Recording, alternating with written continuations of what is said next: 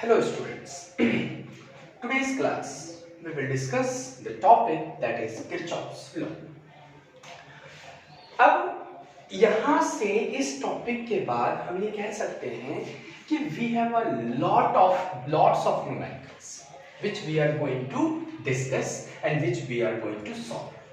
Okay? तो आज हम लोग किरचॉफ्स लॉ के बारे में पूरा डिटेल में पढ़ेंगे। तो किरचॉफ्स ने दो लॉ दिए जिसको हम लोग सिंपल नाम देते हैं first law and this is second law. First law को जंक्शन रूल के नाम से जाना जाता है और सेकेंड लॉ को लूप रूल के नाम से जाना जाता है। तो मैं आपको जंक्शन रूल और लूप रूल पूरे डिटेल में समझाने की कोशिश करूंगा ताकि आप इजीली न्यूमेरिकल को सॉल्व कर सकें। तो let me tell you what is junction rule. सबसे पहले तो आपको समझना पड़ेगा कि जंक्शन क्या होता है। देखिए, जंक्शन का मतलब होता है वो पॉइंट जहां पर बहुत सारी वायर्स आकर जुड़ती है। जैसे मान लो मेरे पास ये एक वायर है, एक ये वायर है, एक ये वायर है, ये तीन वायर है, वायर ए, वायर बी, वायर सी और एक और मैंने वायर बना दी वायर डी। ये पॉइंट आप देख रहे हैं जहां पर बहुत सारे वायर ज्वाइन हो रहे हैं, जुड़ रहे हैं। अब एक इस तरह से मान लीजिए करंट का डायरेक्शन है, यहाँ पर I1 करंट आ रहा है, यहाँ I2 आ रहा है, यहाँ I3 आ रहा है और यहाँ पर I4 आ रहा है। ठीक है, तो चार आपने देखा कि इस वायर के अंदर अगर I1 करंट आ रहा है, इस वायर के अंदर I2 करंट आ रहा है, इस वायर के अंदर I3 करंट आ रहा है और यहां से I4 करंट बाहर निकल रहा है। तो इस साइंटिस्ट ने क्या कहा कि total current in this particular junction is zero. मतलब जंक्शन के ऊपर कोई करंट नहीं रहेगा। क्यों नहीं रहेगा? क्योंकि incoming current is equal to outgoing current. यानी आपको अगर समझना है इस तरह से तो algebraic sum of incoming current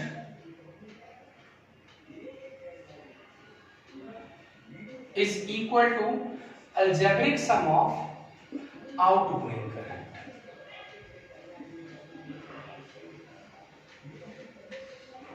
बात समझ में आ गई? या आप ऐसे भी लिख सकते हो sum of arrival current is equal to sum of exit current। मतलब जितना करंट अंदर आ रहा है उतना ही करंट आपका बाहर रह जाता है, यहां पर कोई भी करंट नहीं बचता। यानी algebraic sum of total current is equal to zero at a particular junction. This is your junction rule. Clear? अब देखिए यहां पर हमने क्या देखा, एक चीज ध्यान में देखिए रखिएगा, algebraic sum of total current, जैसा कि मैं आपको बता रहा हूं, algebraic sum of total current at a particular junction is zero. तो इसका मतलब क्या हुआ कि जो जंक्शन की तरफ करंट जा रहा है उसको आप पॉजिटिव वैल्यू लेंगे और जो जंक्शन से दूर जा रहा है उस करंट को आप नेगेटिव लेंगे। तो यानी कि आप इसको ऐसे भी समझ सकते हैं I1 plus I2 plus I3 minus I4 is equal to 0। Clear? अच्छा, एक एग्जांपल लेके देखते हैं। ये देखिए, ये है आपके पास चार वायर, इसमें 3 एम्पियर का करंट जा रहा है, इसमें 5 एम्पियर का करंट जा रहा है, यहाँ से 2 एम्पियर करंट जा रहा है। अब आपसे पूछता है कि बताओ यहाँ कितना करंट होगा, I की वैल्यू बताओ। तो अब आपको साफ साफ समझ में आ रहा है ये दोनों तो इनकमिंग करंट है और ये दोनों क्या है, आउटगोइंग करंट है। तो अगर इनकमिंग करंट और आउटगोइंग करंट को मैं इक्वल कर दूं, अलजेब्रिक सम कर दूं, तो जैसे 3 plus 5 is equal to 2 plus I। अब 3 और 5 कितना हो गया, 8 is equal to 2 plus I, यानी 8 इधर चला आएगा तो 8 minus 2 is equal to I and this is equal to 6 ampere. यानी कि आप कह सकते हैं कि इस वायर में 6 एम्पियर का करंट फ्लो कर रहा है। तो ये जो रूल बताया, ये रूल आपको जंक्शन रूल ने समझाया और जंक्शन रूल से हम इस तरह से क्लियरली स्टेटमेंट को समझ सकते हैं। क्लियर? अब आप इसको उतारिए जरा, मैं फिर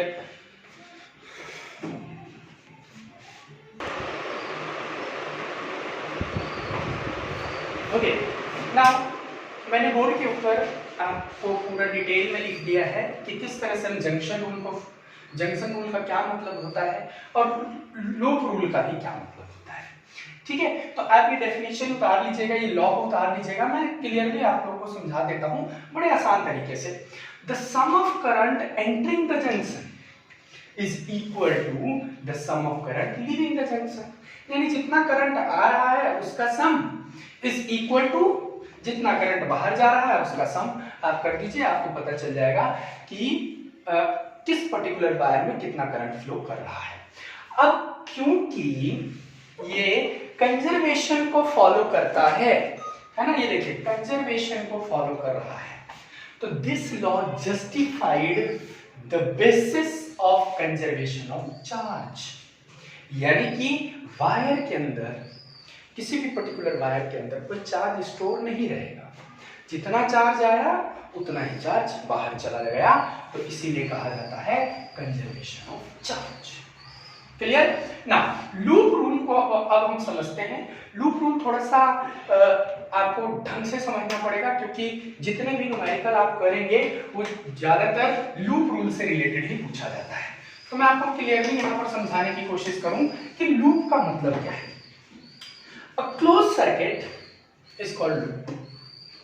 मतलब जैसे एक बैटरी हम यहाँ लगा देते हैं, ठीक है, या सेल यहाँ लगा दिया, यहाँ पर हमने एक रेजिस्टेंस लगा दिया और यहाँ से एक और वायर हमने इस तरह से कनेक्ट किया और यहाँ पर एक और रेजिस्टेंस लगाया और इस तरह से कनेक्ट कर दिया। ठीक है, now this is a loop. Okay, अब आपसे पूछ सकता है कि जैसे ये A है, ये B है, ये C है और ये D है, आपसे पूछ देंगे कि what will be the current in CD। आपको वैल्यू दे देंगे, जैसे 5 एम्पीयर दे देंगे, 2 ओम दे देंगे, 6 एम्पीयर दे देंगे और 3 ओम दे देंगे। अब कहेंगे बताइए कि CD वाली जो वायर है, CD वायर जो है उसके अंदर कितना करंट फ्लो कर रहा है। ठीक है, तो इसके लिए हम लोग अब लूप रूल को फॉलो करने की कोशिश करेंगे, समझने की कोशिश करेंगे। तो ये क्या कहता है कि अलजेब्रिक सम ऑफ ईएमएफ। अब ईएमएफ पता है आपको कि बैटरी के अंदर, बैटरी अगर मान लीजिए करंट फ्लो नहीं कर रहा है या सेल के अंदर से अगर करंट बाहर नहीं निकल रहा है, तो वो जो आपका जितनी उसके अंदर पोटेंशियल होती है उसको हम लोग क्या नाम देते हैं, ईएमएफ नाम देते हैं। तो algebraic sum of EMF and potential difference in close electric circuit, देखिए मैंने भी आपको बताया था ना, close loop, close circuit involving resistance and cell is zero, यानी टोटल जो आपका करंट होगा, सॉरी टोटल जो पोटेंशियल होगा और ईएमएफ होगा, पोटेंशियल प्लस ईएमएफ किसी भी क्लोज सर्किट के अंदर उसकी वैल्यू कितनी होती है, जीरो होती है। ठीक है, अच्छा अब यहाँ पर पोटेंशियल की बात कर रहा है, यानी एनर्जी की बात कर रहा है, तो क्या चीज यहाँ पर कंजर्व रहेगी, एनर्जी कंजर्व रहेगी। Means energy can neither be created nor be destroyed. ना अब ये चीज समझ में आ गई आपको कि भी पोटेंशियल और ईएमएफ जो टोटल होगा वो इसके बराबर होगा, जीरो के बराबर होगा इस लूप के अंदर। लेकिन अब हमें यहाँ पर ये पता करना है, अब मैं आपको जो चीजें बताने जा रहा हूँ उस चीज को जरा ध्यान से समझिएगा। जरूरी नहीं है कि मैं जो बता रहा हूँ उसी रूल को आप फॉलो करें। आप अगर किसी दूसरे बुक में कोई और रूल भी लिखा हुआ है तो उस रूल का भी आप अप्लाई करेंगे तो आपका वही आंसर आएगा जो हमारा इस जगह पर आंसर आएगा। तो मैं आपको बता दूं कि अगर आप नेगेटिव टर्मिनल से पॉजिटिव टर्मिनल की तरफ जा रहे हैं, जैसे देखिए मैंने क्या किया, एक ये देखो बेटा, ये है नेगेटिव टर्मिनल, ये है पॉजिटिव टर्मिनल। ठीक है, मैंने क्या किया, करंट का डायरेक्शन ऐसे बना दिया, क्योंकि ऑब्वियस सी बात है नेगेटिव से पॉजिटिव की तरफ ही करंट फ्लो करता है। और यहां से हम ऐसे आए, इधर आए, इधर ऐसे आए, ऐसे आए, ये इस तरह से हमने एक डायरेक्शन बना दिया करंट का, लाइक दिस। ये हम मान के चल रहे हैं कि भाई करंट हमारा ऐसे फ्लो कर रहा होगा। ठीक है, अब मुझे हर पॉइंट पर पोटेंशियल लेना है, तो मुझे एक अपनी तरफ से इमेजिनरी डायरेक्शन मान के चलना पड़ेगा, इमेजिनरी डायरेक्शन मान के चलना पड़ेगा। ठीक है, इमेजिनरी डायरेक्शन।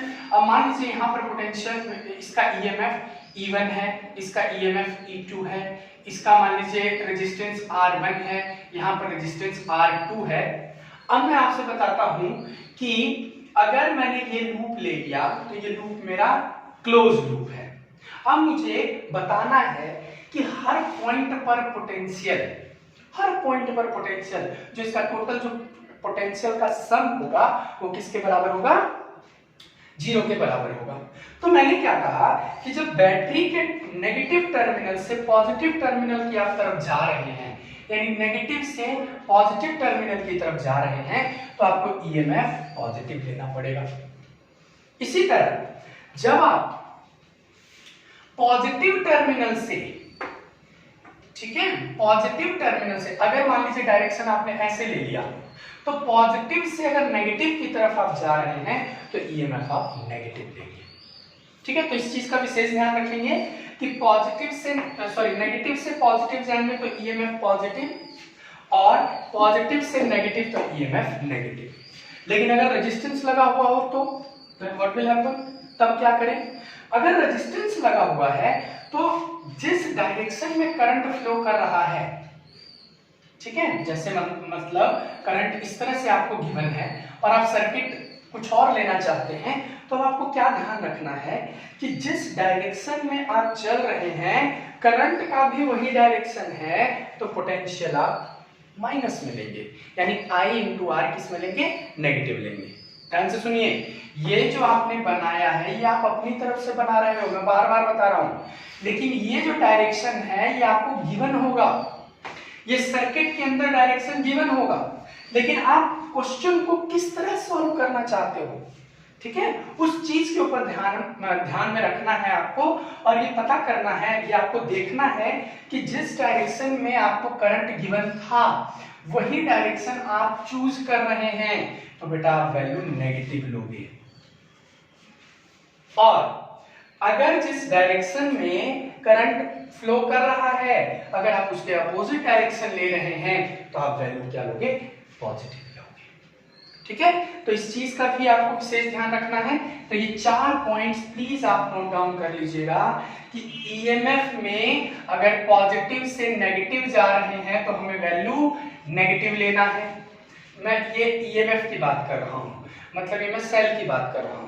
और अगर नेगेटिव से पॉजिटिव जाएंगे तो पॉजिटिव वैल्यू लेंगे ईएमएफ। अब मैं आता हूं पोटेंशियल। पोटेंशियल कहां बनेगा? पोटेंशियल तो बेटा रेजिस्टेंस में बनेगा। तो पोटेंशियल में अगर मान लीजिए जो डायरेक्शन करंट का सर्किट में गिवन है, मैं भी अगर उसी डायरेक्शन में सर्किट ले रहा हूं तो वैल्यू क्या होगी? नेगेटिव होगी, मतलब -IR लेना पड़ेगा। क्या डायरेक्शन है ये? सेम डायरेक्शन में। और अगर जो डायरेक्शन आपको दे रखा है, ठीक है, और आप उसके अपोजिट चलते हैं, अगर आप अपोजिट डायरेक्शन चलते हैं तो बेटा आपकी वैल्यू पॉजिटिव होगी और यहां पर आप IR लेंगे। क्लियर? ये बात समझ में आ गई? तो इस तरह से हम कैलकुलेट करते हैं, इस तरह से हम इसको कैलकुलेट करने की कोशिश करते हैं। कई बुक्स में जैसे आप एसएल अरोड़ा पढ़ेंगे तो एसएल अरोड़ा में साफ ये लिखा हुआ है कि अगर आप जिस डायरेक्शन में चल रहे हैं वही डायरेक्शन आपका करंट का है तो आप पॉजिटिव लीजिए। डोंट बॉदर, टेंशन आपको लेने की कोई जरूरत नहीं है, आप किसी भी तरीके से क्वेश्चन को सॉल्व कर सकते हैं। मैं आपको दोनों तरीके से क्वेश्चन को सॉल्व करके दिखाऊंगा। मैंने अभी जो बोला है उस चीज के ऊपर भी ध्यान रखेंगे आप। और जो एसएल अरोड़ा जो कह रहा है, एसएल अरोड़ा एक पब्लिश मतलब आप देखेंगे बुक है फिजिक्स की, उसमें अगर आप देखेंगे तो वो कहता है कि अगर सेम डायरेक्शन में है तो पॉजिटिव लीजिए, अपोजिट डायरेक्शन में है तो नेगेटिव लीजिए। ये हमारा अपना तरीका होता है किसी भी क्वेश्चन को सॉल्व करने का। तो आपको यहाँ टेंशन लेने की कोई जरूरत नहीं है कि भाई सर ने तो ये बोला था और एसएल अरोड़ा ने या प्रदीप ने इस तरह से लिख रखा है, तो हम क्या करें? तो this is a method by which we can solve the question. तो अब मान लीजिए मैथ के अंदर आप लोग कहते हैं कि a प्लस बी का होल स्क्वायर, इस तरह से लिख दिया, किसी बुक ने लिख रखा है a प्लस बी का होल स्क्वायर, मैं क्या लिख देता हूं b प्लस a का होल स्क्वायर। क्या फर्क है इन दोनों में? कोई फर्क नहीं है ना। तो इसका मतलब ये है कि चाहे मैं अब 1 + 2 = भी 3 होता है और 2 + 1 = भी 3 होता है, तो कोई फर्क ही नहीं है। बस यहाँ पर अलग अलग राइटर ने अपने हिसाब से क्वेश्चन को सॉल्व करने का तरीका ढूंढा है और अलग अलग बुक्स ने अपने तरीके से ही उसको रिप्रेजेंट किया है।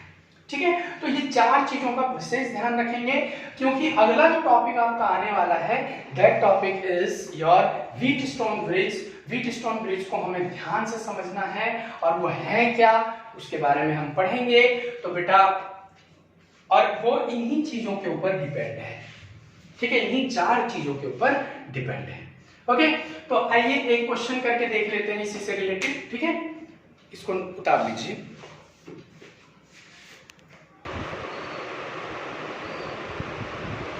ना ये देखिए एक न्यूमेरिकल है, इसको हम समझने की कोशिश करते हैं। यहाँ पर एक 10 वोल्ट की बैटरी लगी हुई है और यहाँ पर 5 वोल्ट की बैटरी लगी हुई है। इसका इंटरनल रेजिस्टेंस 2 एम्पियर गिवन है, इसका इंटरनल रेजिस्टेंस 3 एम्पियर गिवन है और एक एक्सटर्नल रेजिस्टेंस भी लगा हुआ है 2 ओम और 3 ओम, और एक एक्सटर्नल रेजिस्टेंस भी लगा हुआ है जिसकी वैल्यू 1 ओम गिवन है। अब क्वेश्चन क्या कहता है कि find current in each wire, her wire में कितना करंट फ्लो कर रहा है। अब आपको दिखाई दे रहा है कितनी सारी वायर्स हैं, एक ये वायर है, एक ये वायर है ना, एक ये वायर है। तो हर वायर में कितना करंट फ्लो करेगा, इस पॉइंट को हम लोग समझने की कोशिश करते हैं। मान लीजिए मैंने यहां से आई करंट फ्लो करवाया, आई गया इधर, है ना। इस वायर के अंदर मान लीजिए देखिए यहां पर आई जब करंट आया तो इस, अब ये जंक्शन है, यहाँ पर जंक्शन है। अब ये जब जंक्शन है बेटा तो क्या होगा, अब आपको यहाँ 2 चीजें समझनी पड़ेंगी। नंबर 1, या तो आप I1 करंट यहाँ से फ्लो करवा दो, I2 करंट यहाँ से फ्लो करवा दो और इस वायर के अंदर आ जाएगा I1 + I2 करंट। सिंपल सी बात कर सकते हैं। कैसे भाई, यहाँ से I1 करंट आया और यहाँ से I2 करंट गया और इधर चला गया I1 + I2, कोई दिक्कत नहीं। अच्छा, इस पूरे वायर के अंदर आपका I1 + I2 ही करंट जाएगा और फिर यहाँ पर भी I1 + I2 करंट जाएगा और फिर अपना अलग अलग ये डिवाइड हो जाएंगे। I1 इधर चला जाएगा और I2 इधर चला आएगा। ये सब नो वेरी इजी भाई, हमने ये सर्किट बना दिया, हमें ये पता चल गया कि किस वायर में कितना करंट फ्लो कर रहा है। नाउ अब जैसा कि रूल है, हमारा रूल क्या कहता है, जैसे कि मैंने अभी आपको थोड़ी देर पहले बताया था कि ईएमएफ के बारे में अगर मैं बात करूं तो पॉजिटिव, मतलब अगर सेल या बैटरी के पॉजिटिव से नेगेटिव की तरफ हम जाते हैं तो ईएमएफ हम माइनस लेते हैं और नेगेटिव से पॉजिटिव की तरफ जाते हैं तो प्लस लेते हैं। और पोटेंशियल की मैंने बात करी थी अभी कि अगर सेम डायरेक्शन में आप, जिस डायरेक्शन में आप जा रहे हैं, करंट भी उसी डायरेक्शन में आपको गिवन है तो आप क्या करेंगे, नेगेटिव लगाएंगे, और अगर अपोजिट डायरेक्शन है तो क्या करेंगे, पॉजिटिव लगाएंगे। ये मैंने अभी आपको समझाया है। अब इसी को समझने की हम कोशिश करते हैं। नाउ सबसे पहले हम आते हैं इस जगह पर, यहां से ये वाली सर्किट, ये पूरा सर्किट बड़े वाला पहले ले लेते हैं, ठीक है, क्योंकि इसमें बैटरी लगा हुआ है। एंड तो यहां से करंट हमारा आया, यहां पर कोई पोटेंशियल डिफरेंस नहीं आया, लेकिन यहां पर पोटेंशियल ड्रॉप हो गया। क्यों पोटेंशियल ड्रॉप हो गया, क्योंकि यहां रेजिस्टेंस भी लगा हुआ है और करंट भी फ्लो कर रहा है। तो कितना करंट फ्लो कर रहा है, I1 + I2 इनटू रेजिस्टेंस 1, और ये वैल्यू हो जाएगी नेगेटिव। क्यों, क्योंकि जिस डायरेक्शन में करंट फ्लो कर रहा है आप क्वेश्चन भी उसी डायरेक्शन में सॉल्व करने की कोशिश कर रहे हैं, तो ये वाला पॉइंट कितना आ जाएगा, नेगेटिव आ जाएगा। नाउ आगे चलते हैं, ये देख रहे हैं हम जिस डायरेक्शन में चल रहे हैं करंट भी उसी डायरेक्शन में। अब हम आ गए यहाँ पर भी पोटेंशियल ड्रॉप होगा, लेकिन देखिए करंट भी इधर ही फ्लो कर रहा है और आप भी सॉल्व इधर की तरफ ही कर रहे हैं, तो -I1 × 2। ना अब इस पॉइंट पर हम लोग आ गए, हम लोग इधर जा रहे हैं तो माइनस से प्लस की तरफ जा रहे हैं, यानी माइनस से प्लस की तरफ जा रहे हैं तो हमें ईएमएफ क्या लेना पड़ेगा, प्लस, तो that is 10 volt is equal to junction पर आ गए 0। ठीक है। सिमिलरली सेकेंड सर्किट लेते हैं। आप ऐसे भी समझ सकते हो, हर लूप को आप नाम दे दीजिए, A B C D E F G H, और आप H G H I and G, ठीक है बेटा। और आप जो सर्किट ले रहे हो वहां पर इस तरह से लिख दो, इन लूप, जो भी आप लूप ले रहे हैं, कौन सा ले रहे हैं, A B C D E F G H और ए, मतलब जहां से आपने स्टार्ट किया उस पूरा वहीं तक आप चले जाओ, आपको पता चल जाएगा कि ये क्लोज लूप है। नाउ सेकंड वाला लूप लेते हैं। अच्छा, इसको पहले सॉल्व कर लेते हैं। तो -i1 -i2 -2i1 + 10 is equal to 0। अब -2 -1 -3i1 -i2 is equal to -10, इसको मैं इधर लेके चला गया। अब माइनस से अगर मैं इसको डिवाइड कर देता हूं तो 3i1 + i2 is equal to 10। This is first equation. अब हम सेकंड ये वाली वायर ले लेते हैं, ये वाली, ठीक है। अब इसको समझने की कोशिश करते हैं। देखिए यहां से करंट आया, ये ऐसे गया, यहां आए, फिर से वही आ गया, -i1 + i2 × 1। इधर आए, यहां भी वही माइनस में ही आ जाएगा, -3i2, लेकिन यहां पर i2 है, और फिर माइनस से प्लस की तरफ जा रहे हैं तो +5 is equal to 0। Now solve कर देते हैं। -i1 -i2 -3i2 + 5 is equal to 0। Minus को इधर लेके चले आए, -i1 -i2, अब इसको सॉल्व कर दीजिए, 3 और 1 4 हो गया, तो -i1 + -4i2 is equal to -5, minus से डिवाइड कर दो तो i1 + 4i2 is equal to 5। This is second equation. अब फर्स्ट इक्वेशन और सेकंड इक्वेशन को हम एलिमिनेशन मेथड से सॉल्व कर देते हैं। तो 3i1 + i2 is equal to 10 और i1 + 4i2 is equal to 5। कैसे करेंगे? इसको आप 3 से मल्टीप्लाई कर दीजिए, क्योंकि यहाँ भी 3 है, यहाँ भी 3 आ जाएगा। तो 3i1 + 12i2 is equal to 15, और यहाँ बन जाएगा 3i1 + i2 is equal to 10।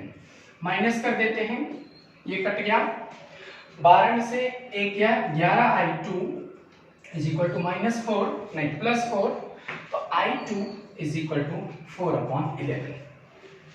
अब आप किसी भी फॉर्मूले में पुट कर दीजिए, किसी भी इक्वेशन में पुट कर दीजिए, वहां से आपकी i1 की वैल्यू आ जाएगी। मैं यहाँ पे कर देता हूँ 3i1 + 4/11 इज इक्वल टू 10, ये इधर चला गया, तो 3i1 इज इक्वल टू 10 - 4/11, 11 ले लिया एलसीएम, तो ये बन जाएगा 110 - 4 3i1, और 3i1 is equal to 106 divided by 11, तो i1 is equal to 106 divided by 3 × 11, that is 33। ठीक है।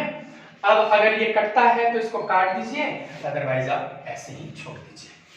ठीक है, तो ये हो गया आपका i1 की वैल्यू, यहां से निकाल दिया आपने i2 की वैल्यू।